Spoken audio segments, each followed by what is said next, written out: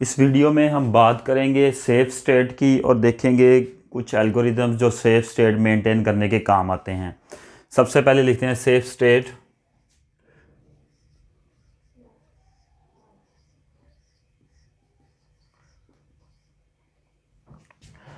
Safe state ऐसी state को बोलते हैं अगर सिस्टम हर एक प्रोसेस को तमाम तर रिसोर्सेज जो उसको रिक्वायर्ड हैं उसको एलोकेट कर सके एक पर्टिकुलर सीक्वेंस में विदाउट डेडलॉक, तो हम कहेंगे ये स्टेट एक सेफ स्टेट है। दोबारा रिपीट करता हूँ, अगर सिस्टम तमाम तर रिसोर्सेज किसी जो अवेलेबल रिसोर्सेज हैं तमाम तर प्रोसेसेस को जो रिक्वायर्ड हैं उनको एलोकेट कर सके, उनकी नीड पूरी कर सके प्रोसेसेस की, तमाम तर प्रोसेसेस की, और डेडलॉक ना हो, इस स्टेट में हम इस स्टेट को कहेंगे सेफ स्टेट। तो लिखते हैं ए state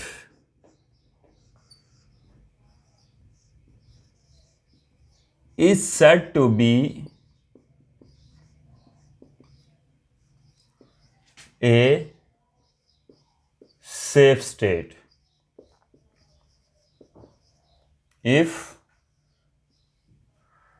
a system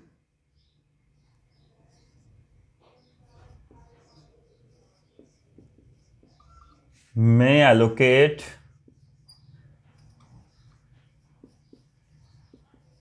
resources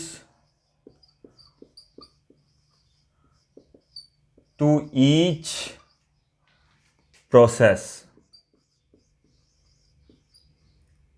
may allocate to each process, allocate resources to each process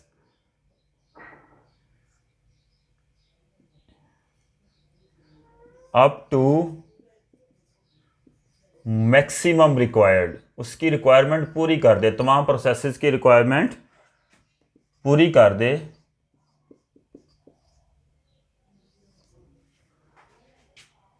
to each process up to maximum required in a particular sequence, किसी एक ख़ास सीक्वेंस में विदाउट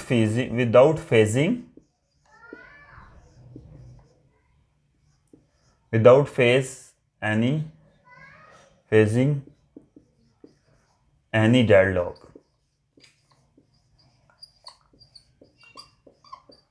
तो इस स्टेट को हम कहेंगे safe state. Safe state maintain करने के लिए काफ़ी एल्गोरिदम्स हैं, हम दो पर बात करेंगे। Algorithms, there are algorithms that determine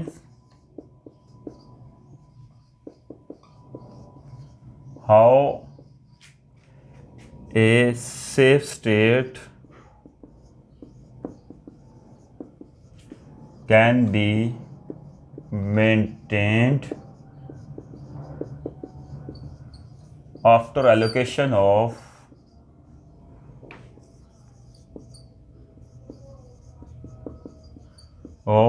resources। दो टाइप्स के एल्गोरिदम्स पर हम बात करेंगे, RAG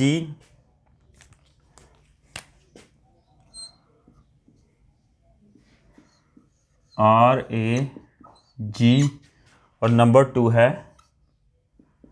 बैंकर्स एल्गोरिदम।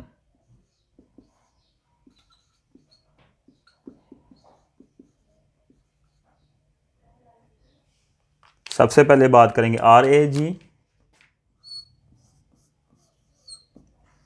RAG से मुराद resource allocation graph, resource allocation graph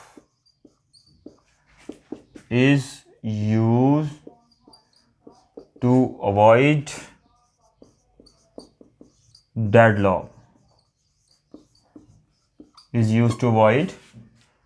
deadlock, resource allocation graph में हम जो प्रोसेसेस हैं उनको सर्कल से शो करते हैं और जो रिसोर्सेज हैं उनको रेक्टेंगल से शो करते हैं। इन RAG processes are represented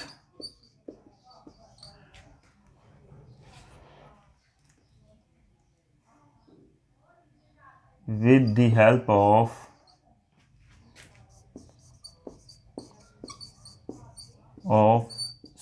circle and resources are represented with the help of rectangle. Rectangle से शो करते हैं।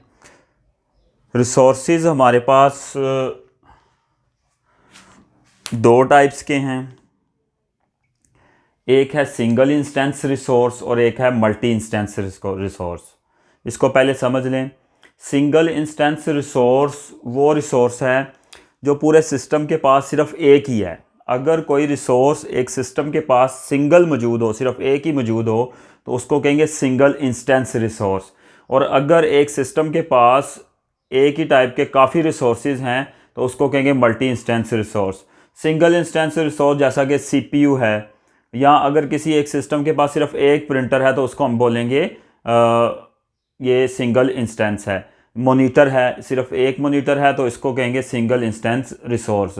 और मल्टी इंस्टेंस रिसोर्स में जैसे कि मेमोरी है और हमारे पास रजिस्टर्स वगैरह हैं, ये एक सिस्टम के पास एक से ज़्यादा होते हैं, इसलिए इनको मल्टी इंस्टेंस रिसोर्सेज बोलते हैं।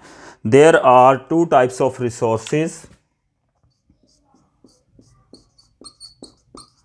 There are two types of resources, single instance resource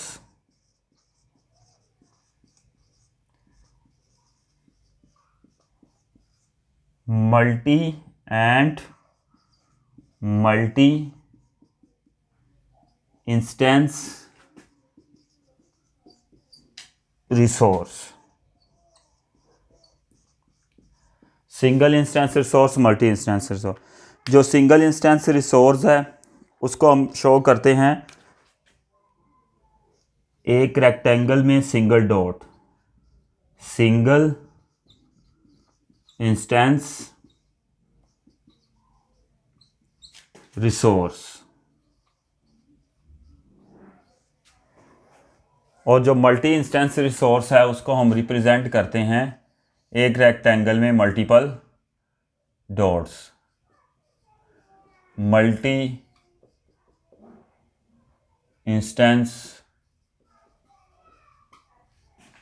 resource. Process को मैंने आगे भी बताया कि प्रोसेस को हम एक सर्कल की शेप में शो करते हैं। ये प्रोसेस को रिप्रेजेंट करने का तरीका है। उसके बाद हमारे पास एजेस की टाइप्स हैं। देयर आर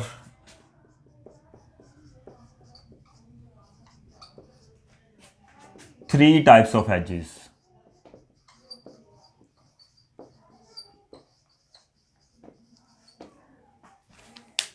तीन एजेस हैं, तीनों को रिप्रेजेंट करने का तरीका बता देता हूँ।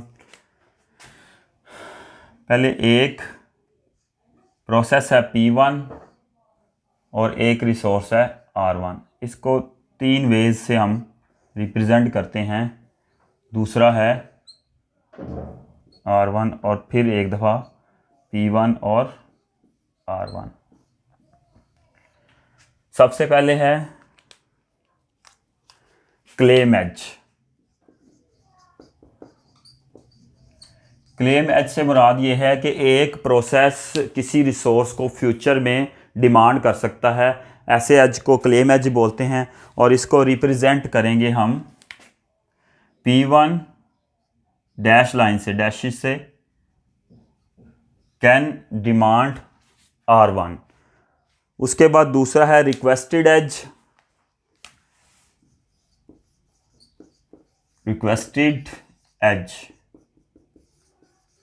रिक्वेस्टेड एज को हम शो ऑफ करेंगे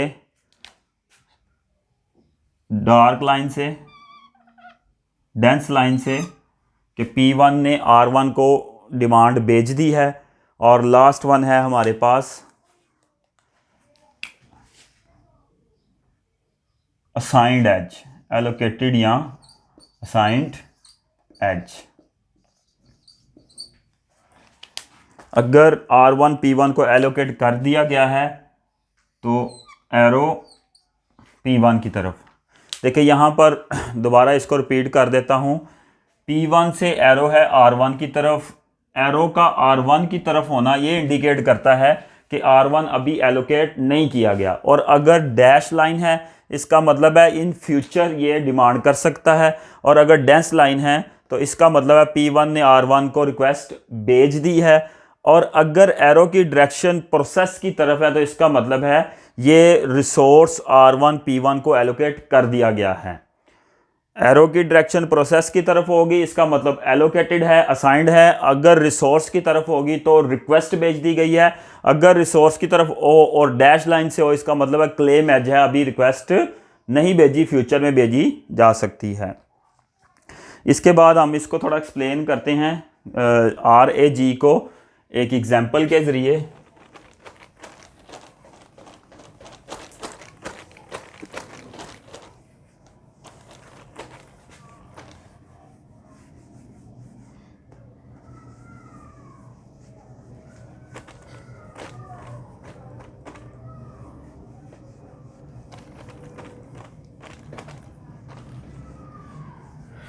हमारे पास एक प्रोसेस है P1, एक प्रोसेस है P2।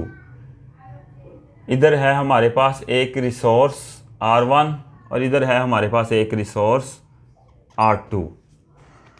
प्रोसेसेस को हम सर्कल से शो करेंगे और रिसोर्सेस को हम सिंगल डॉट, यानी कि ये सिंगल इंस्टेंस रिसोर्स है। और एग्जाम्पल के तौर पर जो R1 है वो P1 को एलोकेट कर दिया गया है। R1 P1 को एलोकेटेड है और जो P2 है वो R1 की डिमांड कर रहा है। इसका मतलब है अभी रिक्वेस्ट भेजी है, एरो क्योंकि रिसोर्स की तरफ है। और जो P1 है उसके पास P1 R2 की डिमांड कर रहा है और P2 के पास ऑलरेडी क्या है, R2 मौजूद है। ये एक डायग्राम है जिसमें प्रोसेस P1 के पास मौजूद है R1 और P2 के पास मौजूद है R2। RAG resource allocation graph कैसे डिटरमाइन करेगा कि इधर डेडलॉक हो सकता है या नहीं हो सकता। सबसे पहला तरीका तो ये है, अगर इसमें सर्कल बन रहा है, देखें R1 से P1, P1 से R2, R2 से P2, P2 से R1, दोबारा एक पूरा हम R1 से स्टार्ट किया और दोबारा R1 तक पहुंच गए एरोज़ की मदद से। ये सर्कल बन रहा है, इसका मतलब है डेडलॉक कैन अकर, डेडलॉक अकर हो सकता है। अब देखें P1 को अपना काम कंप्लीट करने के लिए R1 भी चाहिए और R2 भी चाहिए। P1 के पास सिर्फ R1 है। अगर R2 P2 के पास ना होता, उसने होल्ड ना किया होता, यहाँ पर होल्ड एंड वेट की सिचुएशन आ गई है। P1 के पास R1 है लेकिन R2 की वो डिमांड कर रहा है। जो R2 है वो P2 के पास और P2 R1 की डिमांड कर रहा है। होल्ड एंड वेट की सिचुएशन आ गई है तो डेडलॉक अकर हो गया है। ना P1 को R2 मिलेगा और ना P2 को R1 मिलेगा, क्योंकि दोनों ने एक एक रिसोर्स को होल्ड किया है, दूसरे रिसोर्स के लिए वेट कर रहे हैं। इसको दूसरी सेंस में हम इस तरह डिफाइन कर सकते हैं, एक छोटा सा टेबल बना के। फॉर एग्जांपल के तौर पर इधर P1 है और ये P2 है, यहाँ पर हम बात करेंगे एलोकेट की, जो रिसोर्सेज एलोकेट हो चुके हैं, और दूसरी बात करेंगे रिक्वेस्ट की। ऊपर से रेज कर देता हूँ ताकि ये समझ आ जाए। रिक्वेस्ट की R1 R2 R1 R2।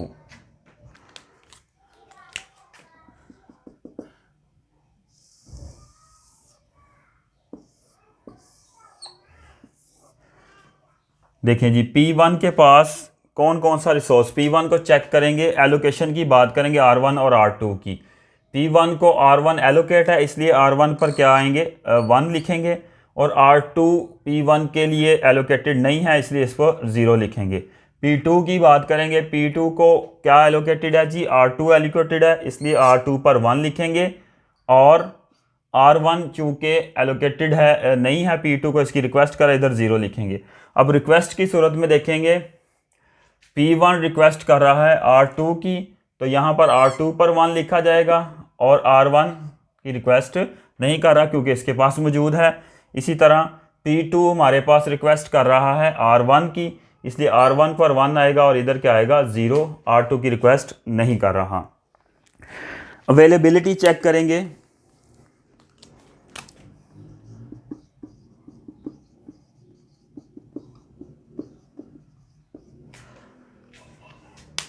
देखें जी,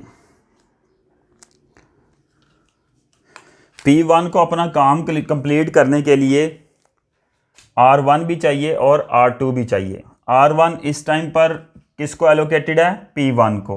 R1 P1 को एलोकेटेड है, इसलिए R1 अवेलेबल नहीं है।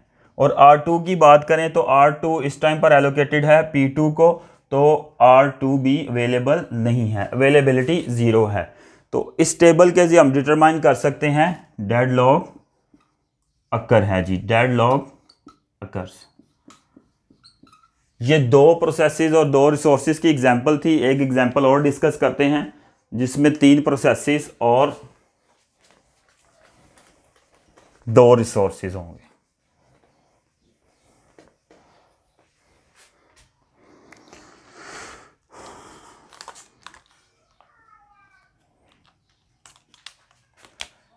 P1 P2 और P3, R1 R2, 2 रिसोर्सेज हैं। प्रोसेसेस को हम सर्कल्स में शो करेंगे और रिसोर्सेज को हम रेक्टेंगल्स में। थोड़ा इसमें स्पेस दे देते हैं ताकि ज़रा ग्राफ को हम डिटेल डिस्कस कर सकें। R1 R2,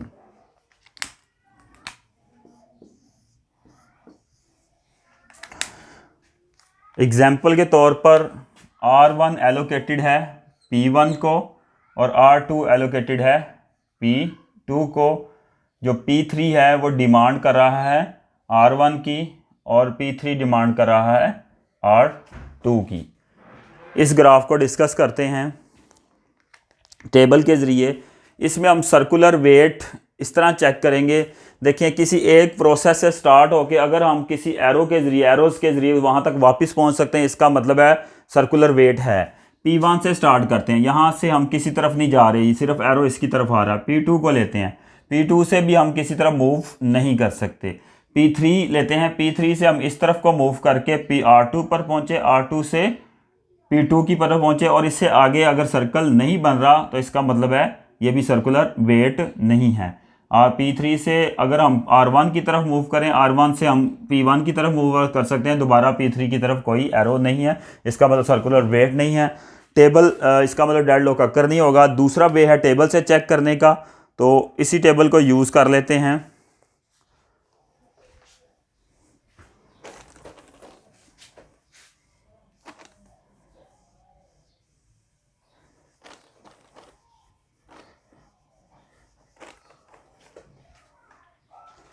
यहाँ पर प्रोसेस 1, प्रोसेस 2 और प्रोसेस 3, R1 R2 2 रिसोर्सेज हैं, R1 R2 2 रिसोर्सेज हैं।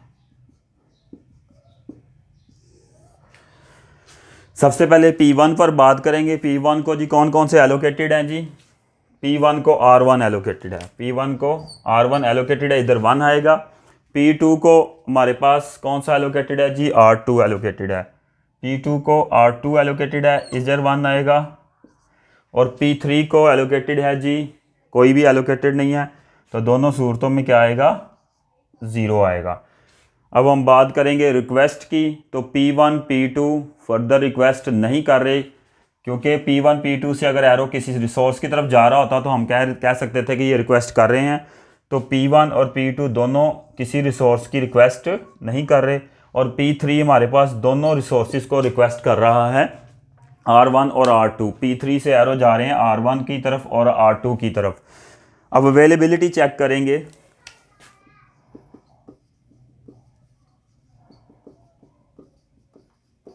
देखिए इस टाइम पर दो रिसोर्सेज थे और दोनों एलोकेटेड हैं, P1 और R1 और R2। R1 P1 को है, R2 P2 को है। ये अवेलेबिलिटी इस टाइम पर 0 है, लेकिन इसको ऑनवर्ड चलाएंगे हम।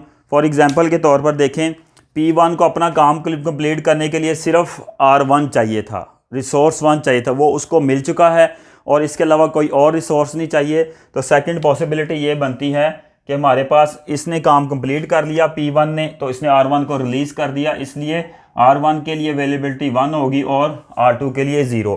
फिर P2 पर आएंगे, P2 ने अपना काम कंप्लीट किया R2 को यूज़ करते हुए, तो फिर पॉसिबिलिटी होगी 1 भी पहले फ्री हो चुका है P1 की तरफ से, R1 P1 ने फ्री कर दिया और R2 कर दिया P2 ने फ्री कर दिया। इस टाइम पर P3 डिमांडिंग था R1 और R2 दोनों के लिए, ये दोनों अवेलेबल हैं, अपने काम कंप्लीट कर लिए P1 ने भी P2 ने भी, इसलिए deadlock can not occur.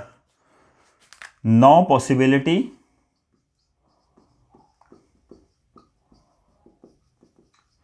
For deadlock to be occur. Deadlock के अकर होने की कोई पॉसिबिलिटी नहीं है। अलबत्ता हम ये कह सकते हैं P3 को कुछ टाइम के लिए वेट करना पड़ा, जब P1 और P2 कंप्लीट होंगे तभी P3 अपना काम कंप्लीट करेगा, क्योंकि P3 को R1 और R2 दोनों चाहिए अपना काम कंप्लीट करने के लिए। पहले P1 कंप्लीट हो जाएगा, फिर P2, पहले P2 भी कंप्लीट हो सकता है, फिर P1 भी। दोनों प्रोसेसेस कंप्लीट होने के बाद P3 को रिसोर्सेज एलोकेट कर दिए जाएंगे और P3 कंप्लीट हो जाएगा। सिर्फ यहाँ पर P3 को कुछ देर के लिए वेट करना पड़ा, P1 P2 कंप्लीट हुए तो P3 अपना काम कंप्लीट कर सकेगा। तो रिसोर्स एलोकेशन ग्राफ में इतना ही, आज इस वीडियो के लिए इतना ही। Thank you very much.